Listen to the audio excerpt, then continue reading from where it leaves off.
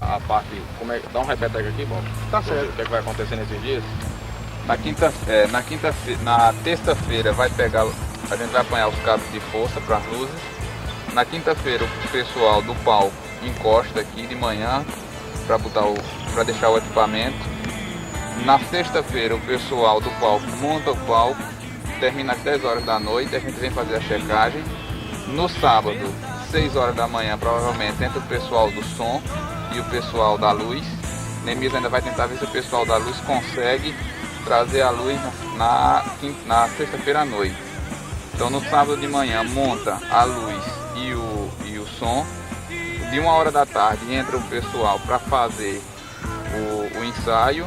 O ensaio vai até 6 horas da noite, 6 horas encerra o ensaio, tem que estar tudo afiado para quando for de 8 horas começar a apresentação. Neemias,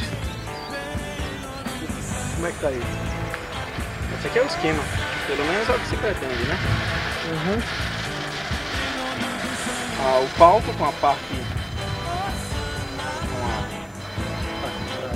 de trás, com um vazamento. Aqui em cima deve ter uma cobertura. Aqui está mais ou menos a distribuição das pessoas em cima do palco aqui. Com a parte mais alta, que deve ficar com os vocalistas, com o vocal, com a bateria.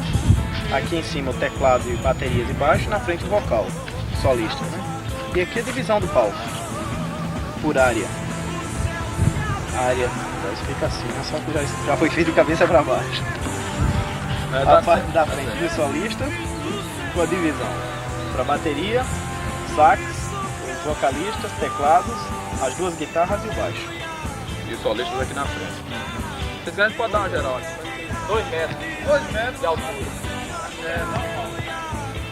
E o mar tá aí, ó. O pau tá aí, exatamente onde o pau tem isso, tá certo? Do lado nós vamos ter 2 torres, 2 PAs.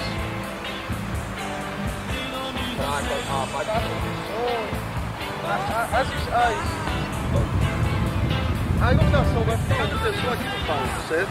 O Mar vai explicar aqui pra gente. Aqui na frente, eu prometo que vocês fizeram as divisões, né? Aqui na frente, o que é que vai funcionar? Depois aqui é o planejamento de palco, como é que mais ou menos vai ser.